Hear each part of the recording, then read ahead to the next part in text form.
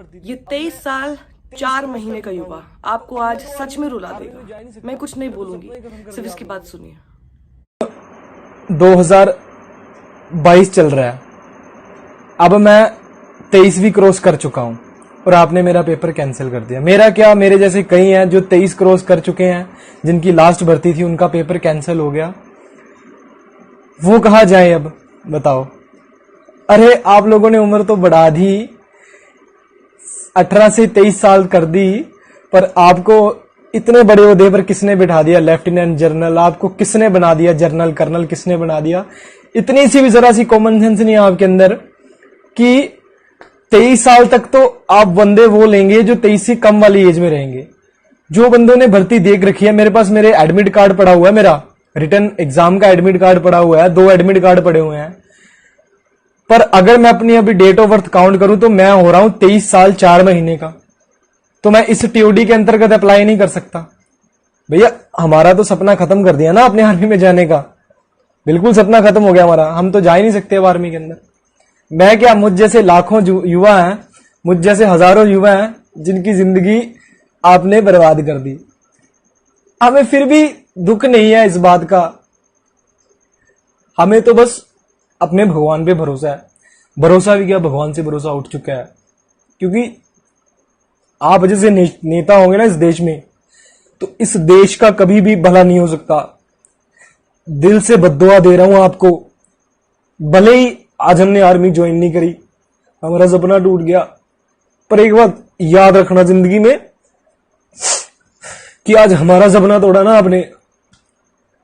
सबका एक दिन आता है भैया। आज तुम नेता की कुर्सी पे बैठे हो ना, कुछ भी कर रहे हो, पिछले 1 साल से यार 6-6 घंटे 7-7 8-8 घंटे तक पढ़ा हूं कंटिन्यू कि एग्जाम आएगा, एग्जाम आएगा, एग्जाम आएगा, पर एग्जाम हुआ नहीं।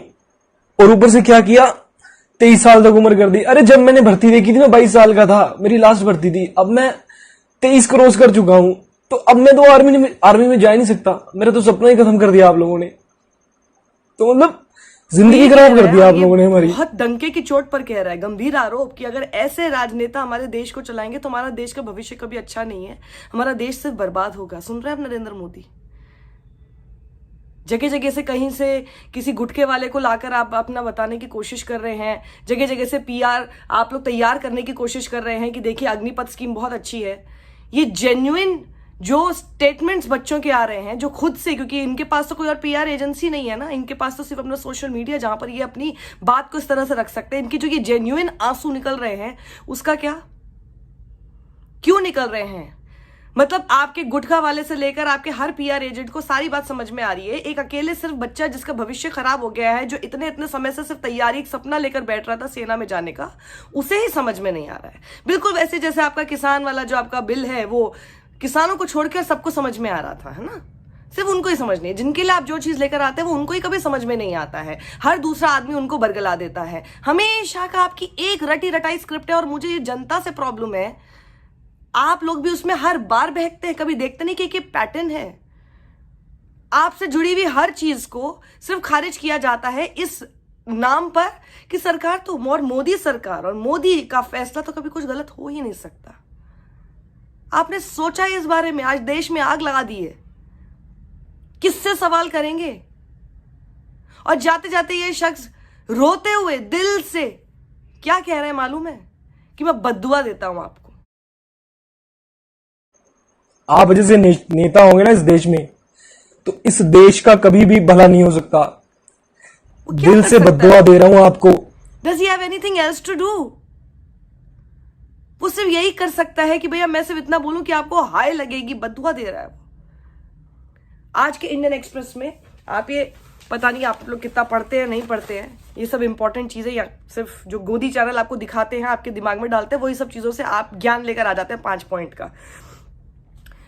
आपको मैं बताती हूं। अरुण प्रकाश जी को जानते हैं आप? He is a retired chief of naval staff, पहले हमारे नेवी के चीफ रह चुके हैं। इनका ये इतना बड़ा आर्टिकल आया है, ये देखिए, बहुत लंबा 3 कॉलम का आर्टिकल है, लेकिन एडिटोरियल में मैं उनकी बहुत इंपॉर्टेंट बातें आपको बता देती हूँ। सबसे पहली चीज तो उन्होंने इसमें क्या कही है, सबसे पहली बात इन्होंने इसमें ये कही है कि देखिए ऐसा है, जिस तरह की सिक्योरिटी सिचुएशन इस वक्त देश में चल रही है, उत्तरी तरफ भी, वेस्टर्न बॉर्डर पर भी, और जो इस वक्त हमारे देश के अंदर जो डोमेस्टिक टर्बुलेंस चल रहा है, this is not the best time to cast the armed forces. ये सबसे अच्छा तरीका नहीं है जिसमें कि आप जो है हमारी सेनाओं को इस तरह की, जो कि already short of man power है, उसको ऐसी किसी चीज में झोंक दे, ऐसे एक टर्मोइल में आप उसको झोंक दें with radical and untried new recruitment system. और एक ऐसा आप रिक्रूटमेंट सिस्टम लेकर आ रहे हैं जो कि ट्राइड ही नहीं है, जिसका आपने कोई ट्रायल नहीं किया, बस थोप दिया है। कुछ भी आपने सोचा और बस आपने थोप दिया। एक बड़ा नाम लेकर आ जाते हैं, अग्निवीर कहलाएंगे, और बस आपने उसको थोप दिया। You not even tried it. Second, वो बोलते हैं कि ऐसी जो स्कीम है in its present form is suitable only for the army. ये आर्मी के लिए सूटेबल हो सकती है जिसका जो लार्ज इन्फेंट्री कंपोनेंट है वो बहुत ज्यादा टेक्नोलॉजी पर डिपेंडेंट नहीं है। लेकिन वो कह रहे हैं जैसे कि नेवी और एयरफोर्स है, इसमें 5-5, 6-6 साल तो कम से कम जरूरी होते हैं कि किसी नए एंट्रेंट को आप यूज कर सके। उससे पहले तो आपको कम से कम उसको एक्सपीरियंस 5 से 6 साल का देना पड़ेगा। और आप कह रहे हैं कि आप इसको एकदम बस उतने ही साल तक के लिए आप इनको यूज करें, तो आप इनको यूज कैसे करेंगे? इतना टेक्नोलॉजी पर डिपेंडेंट है, उसको तो सिखाते सिखाते 5 से 6 साल लग जाते हैं। And he is the right person to ask these questions, right? And you are suppose to read him. पढ़िए। तीसरी बात वो कहते हैं, no matter how extensively the issue was discussed. आप ये बोलते रहिए कि जी बहुत मीटिंग्स हुई थी, हमें याद है, पहले भी हमेशा हर चीज पर ये लोग यही बोलते हैं, हमने तो बहुत सलाह मशवरा किया था, सब चीजें की थी। No matter how many meetings and how many files have been created because of this, ये कितना आपने फाइल्स पर इसको डाला है। एक इस तरह का इतना बड़ा अगर रेडिकल चेंज आप करने की कोशिश करते हैं तो सबसे पहले आपको उसको ट्रायल पे लाना पड़ेगा, उसको इंप्लीमेंट कराने से पहले। इसके बारे में आपने नहीं सोचा? And he says ideally a few units of the regular or territorial army could have been earmarked as a testing ground. आप कोशिश करते हैं इसको रेगुलर या फिर टेरिटोरियल आर्मी में इसको टेस्टिंग करने की कोशिश करते, फीडबैक फिर आप लेते, फिर उसके बाद आप इसको इंप्लीमेंट करने की कोशिश करते अकॉर्डिंग टू द फीडबैक। और लास्ट वो बोल रहे हैं कि जो बिटर एक्सपीरियंस होता है पास्ट का, वो हमको अभी तक ये बताता है कि जो होम मिनिस्ट्री है इसने हमेशा रेजिस्ट ही किया है कभी भी किसी भी एक्स सर्विसमैन को हमारी आर्म्ड पुलिस में या फिर पैरामिलिट्री फोर्सेस में लेने से, इस ग्राउंड पर कि अगर हम इनको लेना शुरू कर देंगे तो जिन लोगों का ये ओरिजिनल करियर पाथ होता है उनका करियर पाथ ये स्पॉइल कर देगा। ठीक है। और इसी तरह से जो राज्य सरकारें रही हैं या फिर दूसरी एजेंसीज रही हैं, उन्होंने हमेशा ब्लेटेंटली इग्नोर किया है रिजर्वेशंस जो मैंडेट की गई हैं ईएसएम में, एक्स सर्विसमैन के उसमें इंडक्शन में। तो वो कह रहे तो अगर आप अग्निपथ की स्कीम लेकर आ रहे हैं तो उसको फिर आपको मीनिंगफुल बनाने के लिए यूएस कांग्रेस की तरह जो जीआई बिल लेकर आ गया, तो उस तरह से आपको फिर एक कोई कानून लेकर आना चाहिए, बिल लेकर आना चाहिए। जो आप ये सब चीजें बोल रहे हैं अभी तो हवा हवा में सब चीजें बोली जा रही हैं। ऐसे लोगों को पढ़िए और समझिए कि आखिर ये बच्चों को सबको समझ में आ रहा है, ऐसे रिटायर्ड ऑफिसर्स को सबको समझ में आ रहा है, लेकिन आपको जबरदस्ती जताने की कोशिश की जा रही है कि नहीं नहीं नहीं, मोदी जी कभी गलत नहीं कर सकते। अपनी आंखें खोलना सीखिए ना आप लोग। देश जो जल रहा है आज, बच्चों का जो भविष्य आज खतरे में है। आप सोचिए इस देश में कितनी बेरोजगारी की हालत खराब हो चुकी है। इसीलिए तो नरेंद्र मोदी को भी उस बात को 8 साल बाद इसे एक्नॉलेज करना पड़ा ना, जो 2 करोड़ रोजगार देने की बात हर साल कर रहे थे, आज उनको एक्नॉलेज करना पड़ा कि भैया 10 लाख रोजगार पैदा करने की कोशिश करो। रोजगार का जिक्र उन्होंने क्यों किया? क्योंकि उनको भी समझ में आ रहा है कि अब ये शांत रह के, चुप रह के ये काम हो नहीं पाएगा। ये इसके बारे में बोलना तो पड़ेगा, भले जनरेशन ना हो लेकिन बोलना जरूर पड़ेगा। आप सोचिए रोजगार का हालत इतनी ज्यादा खराब है, बेरोजगारी अपने इतने चरम पर है कि उसका सीधा सादा जीता जागता उदाहरण आपके सामने यही है कि जैसे ही ये अग्निपथ स्कीम की बात आई, एकदम तुरंत ये सड़कों पर तब्दील हो गया। अपने देश के भविष्य के बारे में आप लोग नहीं सोचेंगे क्या? नहीं, आप सोचिए। आप बिल्कुल सही बात कह रहे हैं और ये बात आपकी सही है कि भैया आग लगाना, तोड़ फोड़ करना, ये सब चीजें बिल्कुल भी जायज नहीं, बिल्कुल नहीं है।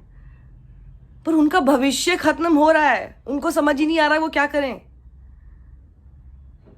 और अगर इस तरह का रिएक्शन निकलेगा इसके बारे में आपको कभी समझ में ही नहीं आया, then what kind of a leader you are? आपके हर डिसीजन का क्या रेपरकशन होने वाला है, इसके बारे में आपको पहले से पता होना चाहिए।